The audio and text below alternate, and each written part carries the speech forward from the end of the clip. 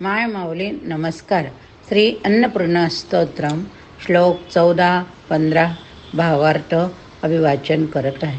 अन्नपूर्णे सदा पूर्णे शंकर प्राणवल्लभे ज्ञान वैराग्य सिद्ध्यर्थ भिक्षां देहि च पार्वती. माता च पार्वती देवी पिता देवो महेश्वरा बांधवा शिवभक्ताच्च स्वदेशो भुवनत्रयम्. अन्नपूर्णे सदापूर्णे शंकर प्राणवल्लभे ही सर्व संबोधनं आहेत. शंकराचार्याची प्राणवल्लभा करोती इति शंकरः. पार्वती तिच्या ठिकाणी असलेला कोमलपणा प्रेमळपणा यामुळं त्या आदिमशक्तीचा अर्धनारी नटेश्वरीचं रूप दिलंय. अर्धनारीश्वरेश्वरीच्या रूपाची कल्पना आहे असं वाटतं. शंकर प्राणवल्लभे अशी हाक मारलेली ती भगवंताच्या ठिकाणी वास करणाऱ्या प्रेमळपणा कोमलपणा ह्या दोन गुणांमुळे होय.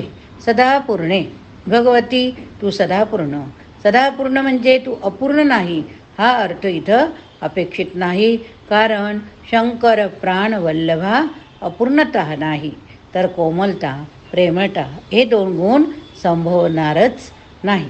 द्वैत्यात हे दोन गुण संभवतात, ते अन्नपूर्णापासून येतात. आई तुझं मन नेहमी दया प्रेम कृपा यांनी भरलेलं. आई तुझ्या ठिकाणी असलेली कृपा कधी कमी पडत नाही. अशा प्रकारच्या अन्नपूर्णा सदापूर्णा शंकर प्राणवल्लभे पार्वती ज्ञान वैराग्य याची प्राप्ती होण्यासाठी भिक्षा दे, ज्ञानाची भिक्षा दे. आई मला वैभव आयुष्य दे, यासाठी मी तुझ्या पायाशी आलो नाही.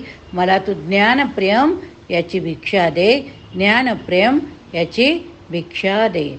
संपूर्ण स्तोत्र जर आपण ऐकलं अर्थ भावार्थ तर आपल्याला कळेल की ज्ञान म्हणजे प्रभू तुझ्या व माझ्या संबंधाचं ज्ञान. तू आम्ही दोघे एकच आहोत, तू आम्ही दोघे एकच आहोत.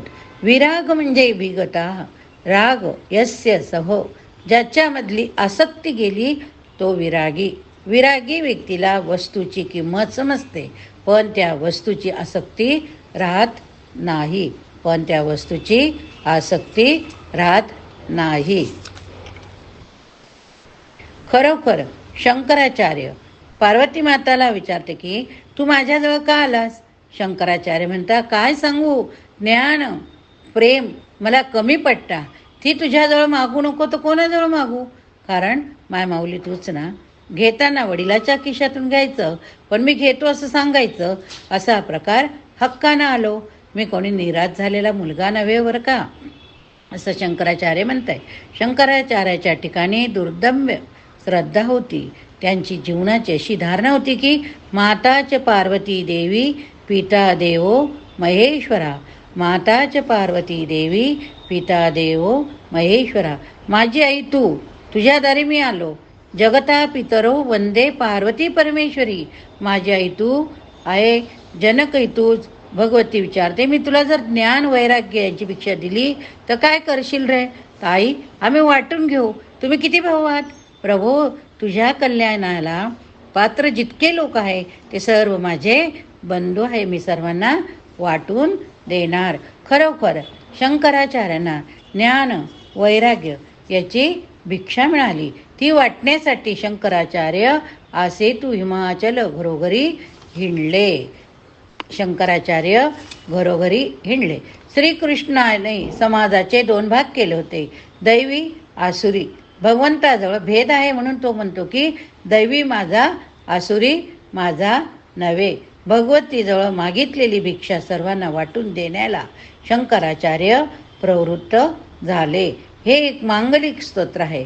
या ठिकाणी भिकारी वेगळाच आहे, त्याचे डोळे पाणावलेत, डोळ्यात प्रभू प्रेम म्हणून शंकराचार्य भगवतीजवळ अशा प्रकारची प्रार्थना करतात व भिक्षा मागू शकतात.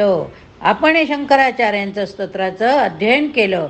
शंकराचार्यांचा विनय काही वेगळा हक्कानं मागत असूनही त्यांची वाणी नम्र, ते त्यांचं एक वैशिष्ट्य होय, त्यांचं ते वैशिष्ट्य होय.